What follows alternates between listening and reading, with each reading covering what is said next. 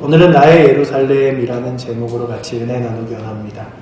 여러분들은 내 인생에 꼭 이루어야 할 하나님이 주신 사명을 품고 살아가십니까? 오늘 말씀을 시작하면서 한 유명한 인물의 이야기를 소개하려고 합니다. 미국에서 가장 영향력 있는 인물 중에 하나로 꼽힌 방송인 오프라 윈프리는 자신의 자서전에 제목을 이렇게 적었어요. 이것이 사명이다. 그리고 그 인생을 바라보는 독특한 철학을 나누었습니다. 그리고 그녀가 자신에게 주어진 모든 환경과 조건을 사명으로 받아들였는데 그 책에 나오는 4가지 원칙이 많은 사람들에게 감동을 주었습니다. 아, 이런 게 사명이구나. 그래서 제가 이제 화면에도 같이 준비를 했는데요. 첫 번째는 이런 것입니다. 한번 넘겨주시면 같이 한번 읽어볼까요? 첫째, 남보다 더 가졌다면 그것은 축복이 아니라 사명이다. 아멘. 하나님이 우리에게 더 많은 것을 주신 것은 남을 돕는 사명으로 주신 것이라는 고백입니다. 오프라 윈프리가 그가 정말 인생의 밑바닥에 있으면서 가장 영향력 있는 위치까지 가면서 내가 이만큼 얻고 가진 것이 하나님의 축복이라고 하는 것뿐만 아니라 이것이 나눠주고 또한 섬기며 함께 살아갈 수 있는 사명이구나. 그래서 오프라 윈프리의 일화를 보면 그가 가난한 사람들을 모아요. 그리고 차 없는 사람, 미국에는 꼭 차가 필요하잖아요. 차 없는 사람들을 위해서 이렇게 편지를 받습니다. 그래서 차가 없는 사람들이 나는 이런 이유로 차가 있어야겠습니다 라고 하는 사람 중에 한 명을 뽑아서 차를 주기로 합니다. 그리고 300명, 그 편지를 쓴 사람들 중에 300명을 추려서 이렇게 오프라 윈프리 쇼에 초대를 했어요. 그리고 초대한 가운데 모두에게 상자를 나눠주고 그 상자를 하나, 둘, 셋 하고 열면 거기에 한 사람의 그 상자에는 자동차 키가 있으니 그 차를 이제 가져라 이러면서 그 쇼가 시작됐는데 하나, 둘, 셋 하고 딱 여는 순간에 모두가 소리를 지르고 막 울음바다가 되고 그랬어요. 왜 그랬을까요? 네, 300몇 명의 모든 상자에 다 차키가 있었어요. 그리고 그 차를 모든 사람들에게 주며 그가 이제 여러분들 그 힘겨운 순간에 차 하나로부터 위로받으시고 용기 내어 좌절하지 말고 살아가십시오. 이런 얘기를 합니다.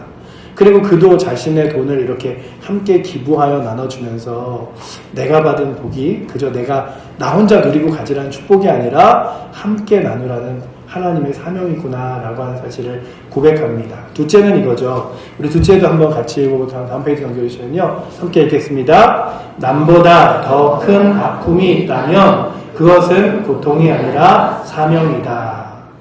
혹여나 그런 얘기 들어보셨습니까? 아픈 사람이 아픈 사람의 마음을 안다. 어려움 당해본 사람이 그 어려움 당해본 사람의 마음을 안다. 그래서 누군가 힘겹고 어려울 때 공감해주기만 해도 나도 그랬어. 나도 그렇게 힘들었어. 라고만 해도 위로되죠. 내가 겪은 눈물과 상처마저도 다른 아픈 사람들을 섬기기 위한 사명이라는 깨달음입니다. 실제로 아파본 사람만이 아픔을 겪은 사람을 도울 수 있다고 그녀는 말합니다. 그녀 인생 가운데 마약을 또한 강제로 또 당하기도 하고 또한 임신을 했다가 뜻하지 않은 임신을 했다가 그 자녀가 임신을 다시 한번 그 자녀가 뱃속에서 죽는 여러 가지 경험들을 하면서 그의 아픔이 그저 아픔이 아니라 패널들이 나와서 막 자신의 힘겨움을 얘기할 때 I know that 내가 그거 힘든 거 뭔지 알아요. 나도 경험했어요 할 때 그들이 위로받은 것처럼 여러분들의 아픔과 상처가 그저 고통이 아니라 사명임을 기억하시기를 축복합니다. 셋째는 이거죠. 셋째도 한번 읽어보도록 하겠습니다. 남보다 세 번째입니다. 다음 페이지 넘겨주시면 읽겠습니다. 남보다 마음 설레는 무언가가 있다면 그것은 망상이 아니라 사명이다. 여러분들의 가슴 뛰게 하는 저 사람 한번 전도했으면 좋겠다.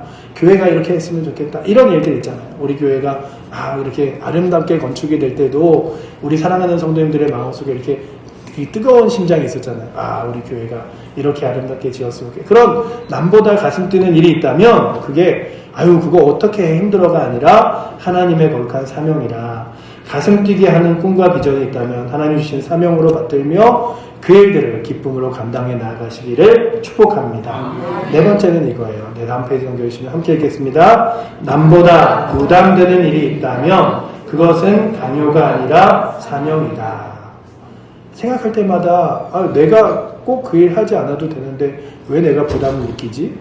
왜 내가 그 일 꼭 해야만 할 것 같지? 하는 거 있잖아요. 마음속에 지속적으로 부담을 주는 일이 있다면 피하지 말고 하나님이 맡기신 일로 여기며 고백하며 나아가는 것입니다.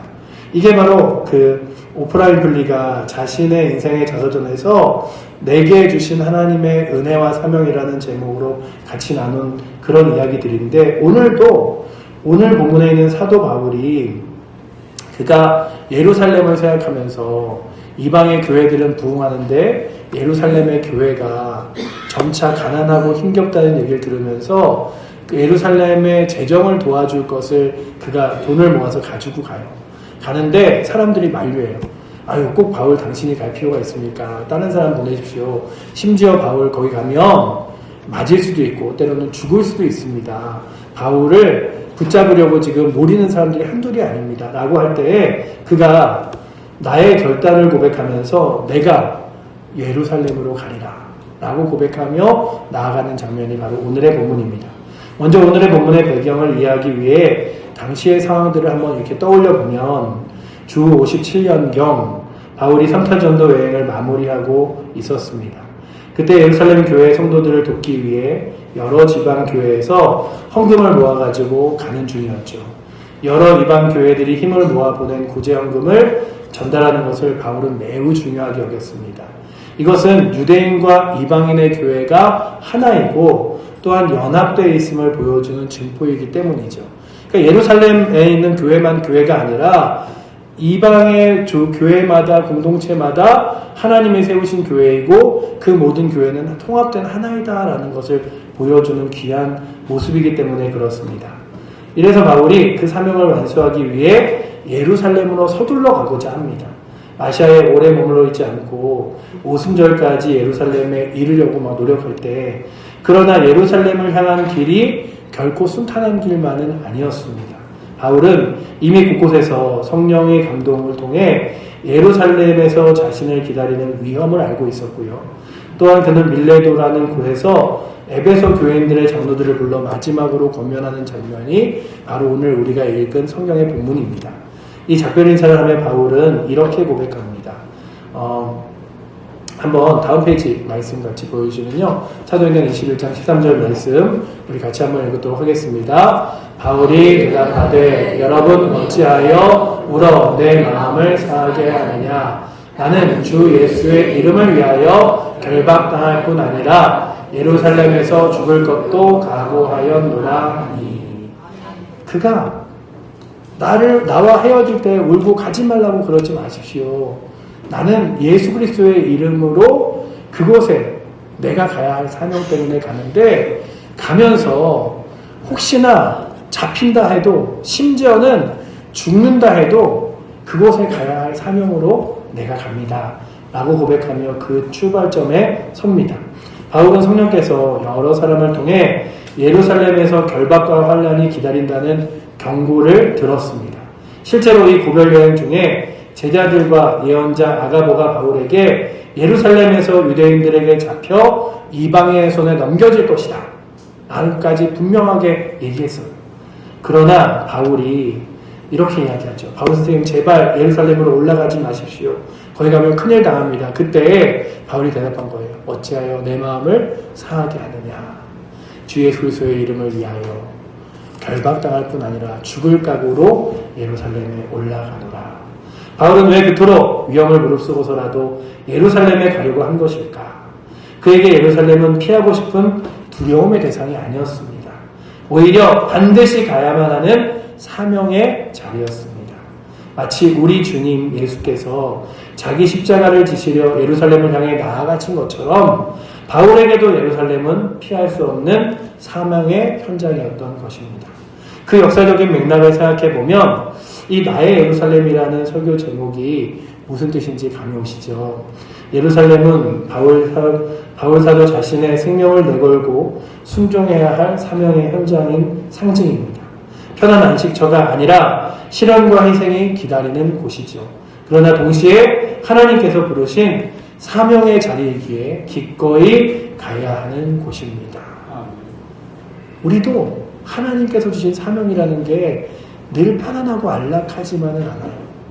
때로는 힘겨움도 있고 어려움도 있고, 전도라도 한번 해보시면 내가 전혀 사람들에게 무시당할 일이 없는데, 외면당할 일이 없는데 전도지 하나 들고 예수 믿으라는 이유로 외면당하기도 하고 무시당하기도 하죠. 바울은 그때 이런 결단을 가졌습니다. 이제 본문에 바울의 마음속에 그 어떤 결단들이 있었고 그 의미는 무엇인가를 보게 합니다. 바울은 에베소 교회 장로들에게 자신의 속마음을 털어놔요. 그 다음 페이지 한번 보여주시면 함께 읽겠습니다. 내가 달려갈 길과 주 예수께 받은 사명 곧 하나님의 은혜의 복음을 증언하는 일을 마치려 하면은 나의 생명조차 조금도 귀한 것으로 여기지 아니하노라. 아멘. 내가 주를 위하여 달려가는 길, 주 예수께 받은 그 사명을 감당하는 일, 그 일이 무엇이냐면 복음을 증거하는 일이라고 고백하고 있어요. 그러면서 그 일을 내가 다 완수할 때까지 나는 나의 생명조차 귀한 것으로 여기지 않겠다. 그러니 내 생명보다 복음이 귀하고, 내 생명보다 예수님이 귀하고, 내 생명보다 사명이 귀하니 주님, 내가 주의 사명을 따라 걸어가며 예수 그리스도를 따라가며 복음을 위해 걸어가겠습니다 라고 고백하는 것이 바울의 마음이며 고백이었습니다. 그렇다면 오늘도 이 자리에 있는 여러분들의 사명은 무엇입니까? 내 생명을 걸어도 아깝지 않은 일, 열심히 평생을 달려가야 하는 일, 그렇게 나의 삶을 들여도 후회되지 않을 일, 그 일들을 위하여 여러분들은 다가가고 계십니까? 바울의 고백은요, 바울이 말하면서도 가슴 뛰었을 거예요.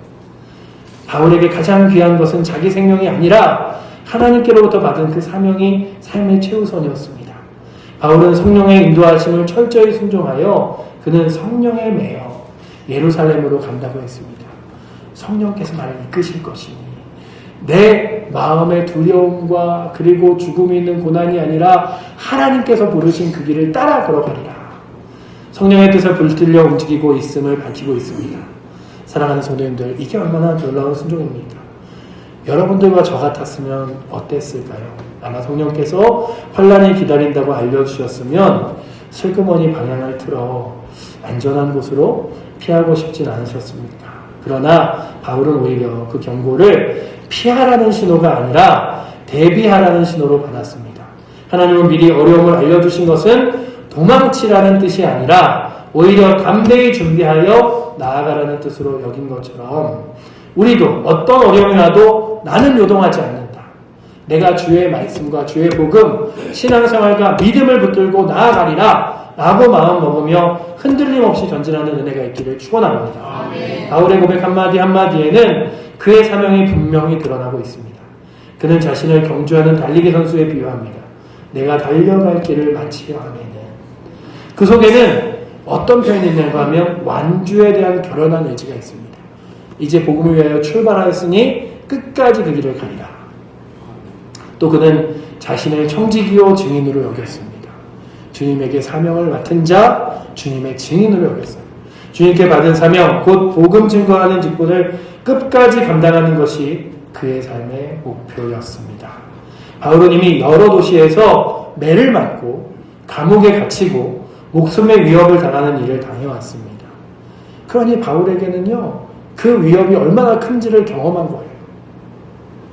여러분들 한번 이렇게 고통을 당해보면, 아파보면 그 다음에 아유 이제 몇 번 아팠더니 내성이 생겨, 이게 아니라 뭐 그렇잖아요. 쉽게는 치과에 가서 한번 치료를 받으면 그 다음에 치과 갈 때 아유 한두 번 갔더니 아무렇지도 않아, 이게 아니라 더 그 소리가 두려운 것처럼 바울에게 매 맞는 것과 고통과 감옥은 어떤 곳인지 알기 때문에 더 힘들었을 거예요.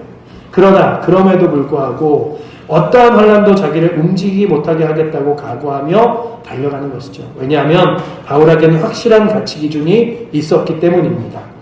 곧 하나님의 부르심에 비하면 자신의 목숨까지도 아깝지 않다는 것입니다. 내 목숨보다 더 귀한 것이 하나님의 부르심이다. 그러니 그 부르심을 향하여 달려가겠다고 고백하는 거죠. 여기서 우리의 바울의 순수한 열정을 느낄 수 있습니다. 그는 살기 위해 사명을 한 것이 아니라 사명을 위해 산 사람입니다. 그는 결단에 두 가지 중요한 의미가 담겨 있습니다. 첫째는요, 철저한 순종이에요. 하나님 말씀에 순종하겠습니다. 주님이 보내시면 그곳 가겠습니다. 주님이 하라시면 그것 하겠습니다. 여러분들, 저와 여러분들에게도 다시금 사명이라는 단어가 여러분들 마음속에 드리워지신다면 먼저는 주의 말씀에 아멘으로 고백하며 순종할 수 있는 은혜가 있기를 축원합니다. 아멘. 두 번째는 희생적인 헌신입니다. 내 목숨을 다해도 복음을 위해서라면 내 목숨까지도 기꺼이 내어놓겠다는 고백입니다. 철저한 순종과 희생적인 헌신, 주여 내게 다시금 그 마음을 허락하여 주시옵소서. 이처럼 바울이 보여준 순종과 헌신의 마음가짐은 결국 우리에게 예수 그리스도의 마음을 떠올리게 합니다. 이게 어디서부터 시작됐냐면 주님의 마음부터 시작된 거예요. 주님이 그 마음을 가지셨고 바울에게 주셨고 그 다음 또 우리에게 주신 거죠. 우리 주님께서도 우리를 구원하기 위해 자기의 생명을 버리셨고 죽기까지 복종하셨습니다. 바울은 그 주님을 닮아 자신의 예루살렘을 향해 십자가의 길을 걸어가기로 결정한 것입니다.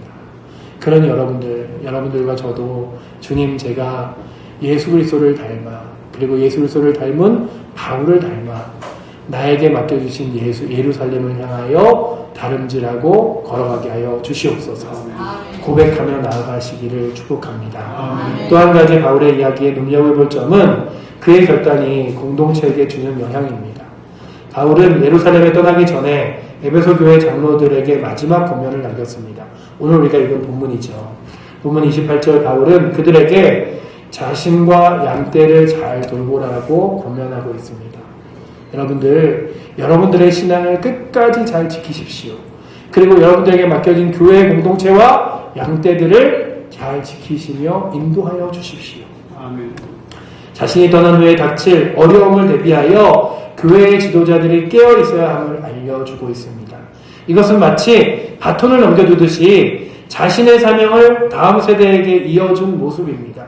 바울 자신은 달려갈 길을 끝까지 달려가는 동시에 동역자들에게도 자기가 맡은 양떼를 책임질 것을 바라는 마음이 보였습니다. 참된 사명자에게는 이렇게 공동체를 향한 책임감도 따릅니다. 오늘도 여러분들 우리가 칠보제일교회라는 공동체를 모였잖아요. 우리의 공동체를 향하여 나의 책임은 무엇인가?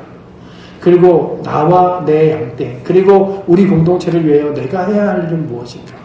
그것을 돌아보며 나아가실 수 있는 은혜가 있기를 축원합니다. 아멘. 그렇다면 이제 우리는 바울의 이야기를 통하여 우리의 삶에 다시 한번 그 말씀을 적용해 보기 원합니다. 바울에게 예루살렘이 있었다면 오늘 우리 각자에게도 나의 예루살렘이 있습니다. 주님이 여러분들의 예루살렘은 어느 곳이라고 부르셨습니까? 하나님께서 각 사람에게 맡기신 사명이 있다는 것이죠. 비록 바울처럼 전 세계를 다니며 복음을 전하는 사도는 아니라 할지라도 하나님은 모든 성도들을 사명적인 존재로 창조하셨습니다. 그러니까 사명은 목사님이나 선교사님 같은 분들만 갖고 계신지가 아니라 하나님의 거룩한 성도라면, 주의 거룩한 백성이라면 어느 누구든지 하나님께서 맡기신 것이 사명이에요. 제가 이 설교를 준비하면서 그런 생각을 해봤습니다. 어떤 사람은요 10대에 자신의 인생을 마감하는 사람도 있습니다.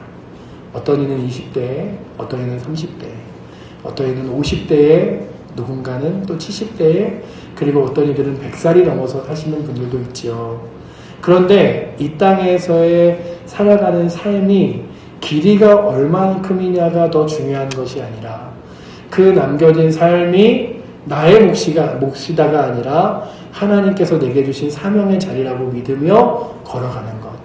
그래서 누군가에게는 20대 이후에 걸어가 보지 못한 길을 내가 걷고 있지만, 누군가에게는 50대 이후에 걷지 못하는 길을 내가 걷고 있지만, 누군가는 70대 이후에 걷지 못하는 길을 내가 가고 있지만, 그 길을 걸어가는 이유가 하루 이틀 더 잘 살아서 이 땅에서 맛있는 것 먹고 배부르라는 게 아니라 하나님의 사명을 좀 더 감당하다가 주의 곁으로 오라는 하나님의 생명된 자리이구나. 나를 여기까지 살게 하신 능력이구나라고 구하신다면 오늘도 여러분들에게 생명 주신, 하루를 주신 주 앞에서 여러분들에게 주어진 삶의 자리의 사명을 감당하며 나아가실 수 있기를 축복합니다. 에덴 동산의 아담과 하와에게 땅을 정복하고 다스리라는 사명을 주셨고, 노아에게는 방주를 만들어 생명을 보존하라는 사명을, 그리고 아브라함에게는 복의 근원이 되라는 사명을 주셨습니다. 성경을 보면 하나님은 시대마다 사람을 부르시고 각각 다른 사명을 맡기셨습니다. 그리고 그 모든 사명을 완벽히 모범적으로 행하신 분이 예수 그리스도이시죠.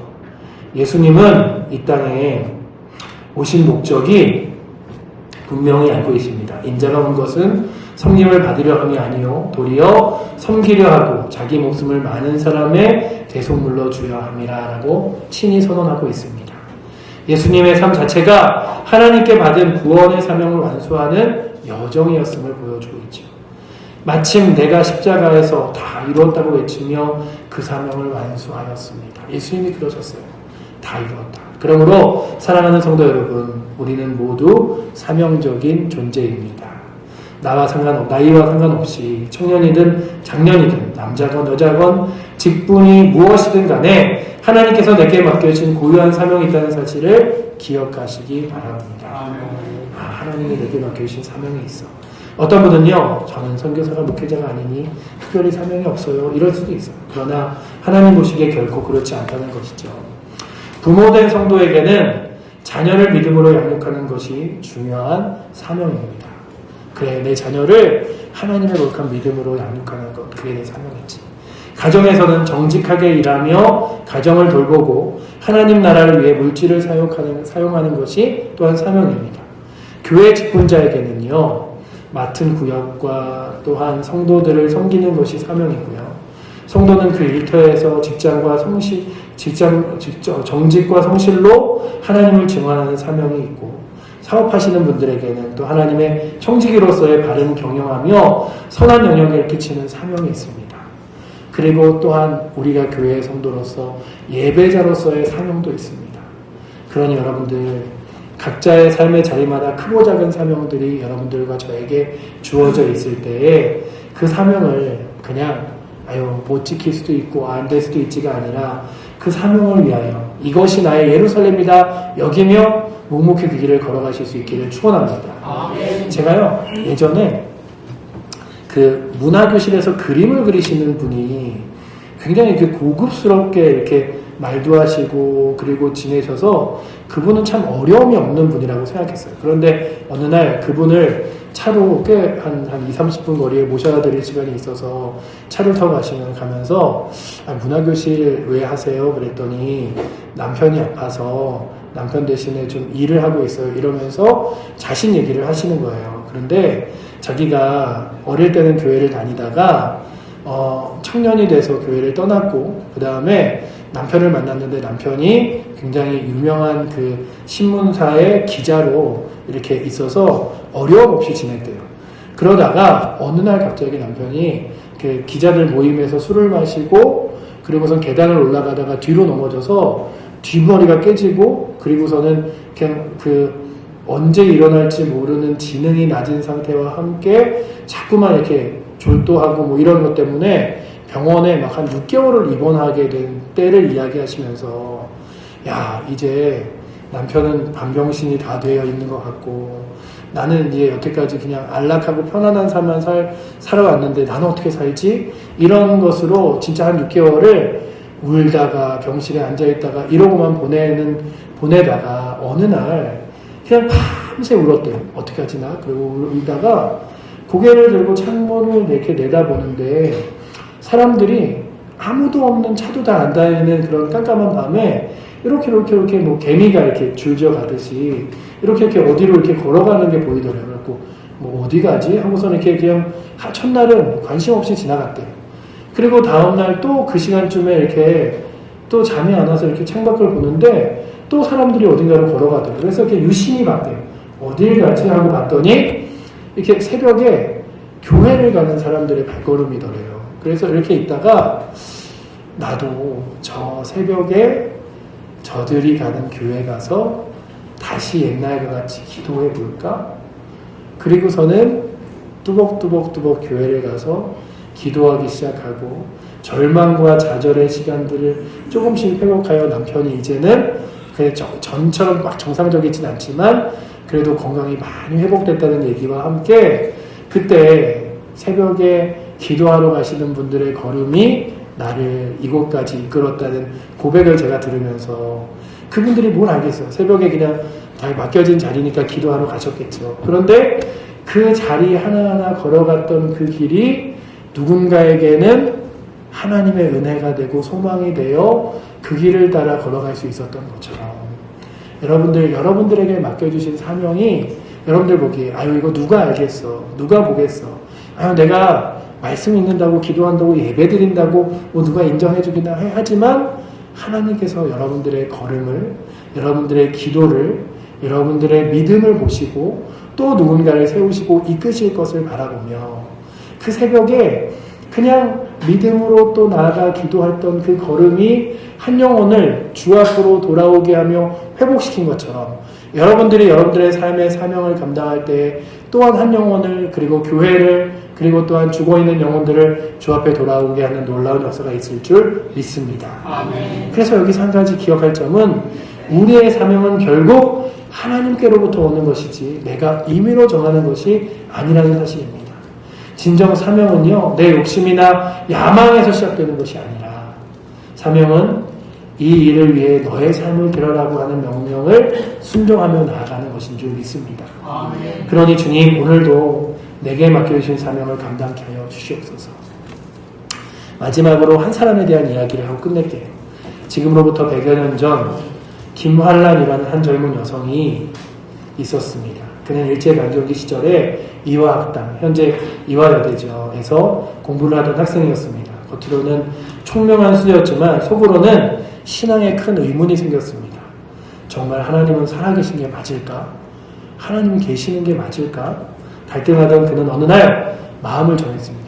하나님 살아계신지 안 계신지 내가 한번 경험해 봐야겠다. 그리고 3일 동안 금식 기도에 들어갔습니다. 하나님 살아계시다면 그 증거를 증명하여 주시고 더 이상 그 하나님께서 3일 동안 금식했는데도 아무것도 느껴지지 않으면 저는 믿음의 길을 떠나겠습니다. 이런 마음으로 3일을 기도하기 시작했대요. 그리고 3일째 되던 새벽 마침내 하나님께서 그녀의 마음에 분명한 음성을 들려주셨습니다. 그 김한란 씨의 자서전에 있는 내용이에요. 한란아, 너는 지금 이 땅 한국 여성들의 울부짖는 소리가 들리지 않느냐? 학대받고 억압받는 딸들의 눈물이 보이지 않느냐? 그들의 교육과 계몽을 위해 내 일을 드러내는 일을 할 수 없느냐라고 하는 주님의 부르심이 있었습니다. 그가 또렷이 그 음성을 들었대요. 김한란은 그 순간 가슴이 뜨거워짐을 느꼈고 하나님께 자신을 평생 드리기로 마음먹었습니다. 그 후 그는 한국 여성을 깨우는 일을 자신의 사명으로 받아들였습니다. 이 일을 방해가 된다면 결혼도 하지 않겠다고 작정했고 실제로 평생 독신으로 지내며 여성교육과 사회계몽에 헌신했습니다. 훗날 김한란 박사는 이화여대 총장이 되어 수많은 여성의 인재를 양성했고 한국 최초의 여성 박사가 되는 등 나라와 교회에 크게 이바지했습니다. 한 젊은 인생이 하나님이 주신 사명을 붙잡자 완전히 새로운 방향으로 쓰임받게 된 것입니다. 지금도 김한란 박사의 이야기는 한국교회 안에서 사명을 따라 산 사람의 삶의 본보기가 됩니다. 이처럼 하나님께 받은 사명은 우리의 삶을 움직이는 가장 큰 힘이 됩니다. 사명이 분명한 사람은 삶의 방향과 목적이 있습니다. 세상 사람들은 돈이나 성공을 위해 살지만 성도는 하나님이 맡기신 뜻을 이루기 위해 살아갑니다. 때로는 그 길에 어려움이 있어도 이겨냅니다. 왜냐하면 고난 자체도 하나님의 뜻을 이루는 과정이라고 믿기 때문입니다. 앞서 소개한 오프라 윈프리의 고백처럼 남들보다 힘든 일이 있으면 그것조차 하나님 주신 사명의 일부로 받아들이는 자세가 된다면 우리는 어떠한 역경도 헤쳐나갈 수 있습니다. 또한 사명이 분명한 성도는 흔들리지 않습니다. 바울처럼 내가 지금 무엇을 위해 이 길을 가고 있는가를 확실히 알고 있기 때문입니다. 그렇다면 혹시 지금 내 삶의 현장이 힘들고 버거워도 그 길이 주님 주신 예루살렘이라고 여기며 담대히 걸어가시는 은혜가 있기를 축원합니다. 가정일이 고되고 직장의 생활이 답답해도 하나님이 가정의 일꾼, 직장의 등불로 나를 거기에 보내셨다고 믿어보십시오. 마음을 반복해서 떠오르는 부담감이 있다면 피하지 말고 순종해 보십시오. 교회에서 새로운 사역을 제안받았는데 마음에 계속 맴돌고 있다면 혹시 하나님이 주신 사명이 아닐까? 주님의 부르심 앞에 제가 가겠습니다 하고 순종할 때 거기서부터 하나님의 놀라운 역사가 시작될 줄 믿습니다. 아멘. 우리 함께 찬양하며 나가기 원하는데요. 우리 이렇게 고백하기 원합니다. 나 주님의 기쁨 되기 원하네. 내 마음을 새롭게 하소서. 내가 원하는 한 가지 주님의 기쁨 되는 것. 내가 원하는 한 가지 주님의 기쁨 되는 것. 주님, 내가 주님의 기쁨으로 주님의 영광으로 나의 예루살렘을 찾아 사명된 곳을 따라 나아가겠습니다. 고백하며 이 찬양하며 나아가도록 하겠습니다.